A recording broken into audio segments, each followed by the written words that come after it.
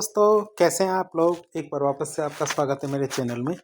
आज हम बात करेंगे उद्योगों के अंतर्गत एक योजना के बारे में। योजना की बात करें तो योजना का नाम है हमारा स्टार्टअप इंडिया। ये हमारी इंडियन इकोनॉमी के एक महत्वपूर्ण टॉपिक है।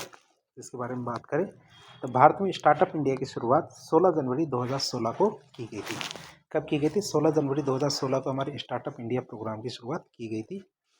तो हमारे स्टार्टअप इंडिया का उद्देश्य क्या था इस प्रोग्राम का कि भारत में नवाचार और स्टार्टअप उद्योगों की स्थापना और उनको बढ़ावा देना। क्या है? हम इसका उद्देश्य क्या था कि नवाचार और स्टार्टअप उद्योगों को की स्थापना है, उसको बढ़ावा देना इसका मुख्य उद्देश्य था। जो हमारी स्टार्टअप इंडिया योजना है या कार्यक्रम है, इसकी क्या क्या विशेषताएं थी अर्थात क्या क्या फीचर्स थे इसके। तो स्टार्टअप इंडिया के तहत स्टार्टअप कारोबारियों को 3 साल के लिए आयकर में छूट दी गई। क्या 3 साल के लिए आयकर में छूट दी गई है स्टार्टअप कारोबारियों को।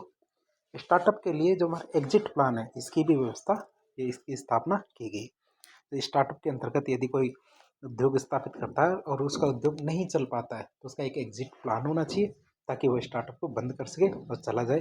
तो जिसके तहत 90 दिन की अवधि में स्टार्टअप अपना बंद कर सकते हैं। जो करने के बाद क्या 90 दिन का समय मिलता है। 90 दिन में यदि वह बंद कर लेता है तो उसको विशेष लाभ दिए जाएंगे।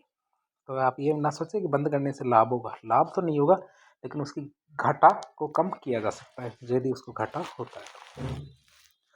फिर बात करें अटल इनोवेशन मिशन के तहत ट्रेनिंग देने के लिए हमारे इंक्यूबेशन सेंटर्स स्थापित किए जाएंगे। आप ये सोचते होंगे कि इंक्यूबेशन सेंटर्स क्या है, आपने काफ़ी पहले भी सुना होगा। इंक्यूबेशन सेंटर्स का मतलब जैसे कि कोई स्टार्टअप है, टेक कंपनी है, जिन्होंने क्या है टेक का काम शुरू किया। टेक में जैसे हमारे इंफॉर्मेशन टेक्नोलॉजी किसी भी सेक्टर में टेक से संबंधित काम किया है, लेकिन उसको काम करने के लिए इतनी टेक्नोलॉजी तो है नहीं। तो उसको क्या है कि किसी न किसी जगह हमारी बड़ी बड़ी यूनिवर्सिटी है, आईआईटीज़ है, जैसे आईआईटी बॉम्बे है, आईआईटी मद्रास है, आईआईटी दिल्ली है, बहुत सारी आईआईटीज़ है, आईआईएम्स है। तो बड़े बड़े जो हमारे इंस्टीट्यूट है, इनसे क्या है कि इनको सहायता दिलवाई जाती है। जो भी टेक्निकल यदि इनको कुछ भी सीखना है, ट्रेनिंग लेनी है, कोई चीज़ सीखनी है तो वहाँ जाके उनको सिखाया जाता है। तो हमारी जो बड़ी बड़ी यूनिवर्सिटियाँ हैं, यहाँ पे क्या इंक्यूबेशन सेंटर्स बनाए गए हैं। यदि कोई उनसे संबंधित चीज़ों को सीखना चाहे तो हमारी बड़ी बड़ी यूनिवर्सिटी में जा सकता है, वहाँ सीख सकता है। और योजना का नाम क्या है हमारे अटल इनोवेशन मिशन। इसके तहत जाके वो वहाँ पे सीख सकता है। और हमारे बड़े बड़े सेंटर्स बनाए गए हैं। सेंटर्स कहाँ पे? बड़े बड़े इंस्टीट्यूट्स के अंदर इन इंक्यूबेशन सेंटर्स कहते हैं। जो हमारे अटल इनोवेशन मिशन के तहत स्थापित जो इंक्यूबेशन सेंटर है, इस शुरुआती अवस्था में स्टार्टअप्स को आवश्यक बुनियादी ढांचा और सहायता देते हैं। आवश्यक बुनियादी ढांचा का मतलब जो बेसिक बेसिक चीज़ों की जरूरत पड़ती है वो दिलवाते हैं। साथ ही साथ जैसे कई बार कोई बिजनेस शुरू करना चाहता है लेकिन उसे नहीं पता कि ये चीज़ें कहाँ मिलेगी, सही रेट में, सही दाम पे, सही तरीके से कैसे मिलेगी, तो सहायता भी देंगे, साथ ही साथ बुनियादी ढांचा भी स्थापित कर पाएंगे।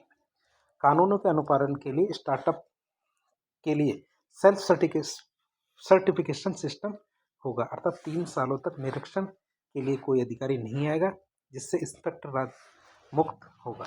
क्या इंस्पेक्टर राज मुक्त का मतलब होता है कि पहले क्या होता था कि जब भी कोई स्टार्टअप शुरू करता था, नए बिजनेस शुरू करते थे, तो जो हमारे इंस्पेक्टर थे अपने कानूनों को जांच करने के लिए बार बार आते थे, उनको परेशान करते थे, उससे रिश्वत लेते थे, या फिर रिश्वत नहीं मिलती थी तो उनको कार्यों में उलझा के रखते थे, जिससे उनके कार्य देरी होते थे। तो बात करें तो इस चीज़ से हमें 3 साल के लिए मुक्ति दी गई स्टार्टअप योजना के तहत। स्टार्टअप क्या मोबाइल एप्लीकेशन और वेब पोर्टल के माध्यम से एक साधारण सा फॉर्म भर के रजिस्ट्रेशन कराना संभव हो गया। स्टार्टअप के अंतर्गत क्या हो गया, आप अपने मोबाइल एप्लीकेशन के जरिए और वेब पोर्टल के माध्यम से क्या साधारण सा फॉर्म भरें और रजिस्ट्रेशन करा लें।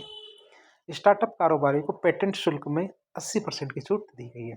यदि स्टार्टअप कारोबारी कोई नई चीज़ का विकास करते हैं और नई चीज़ बनाते हैं और वो उस नई चीज़ को पेटेंट कराना चाहते हैं तो पेटेंट शुल्क में जितना भी शुल्क लगेगा तो उस शुल्क में 80% की छूट दी जाएगी।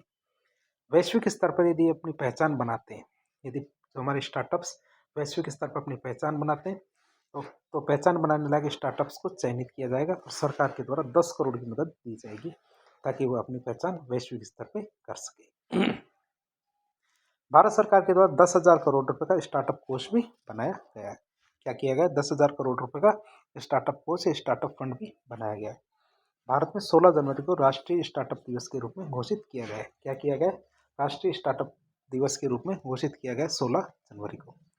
भारत स्टार्टअप के मामले में विश्व में तीसरे स्थान पे, पहले स्थान पे अमेरिका, दूसरे स्थान पे चीन और तीसरे स्थान पे हमारा भारत है।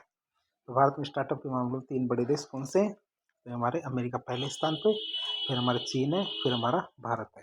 तो हमने स्टार्टअप इंडिया योजना के तहत जो भी प्रावधान थे उनको देखा, तो हमारे औद्योगिक क्षेत्र की एक योजना को आज हमने पढ़ा है। इस प्रकार के इन्फॉर्मेटिव वीडियो देखने के लिए हमारे चैनल से जुड़े।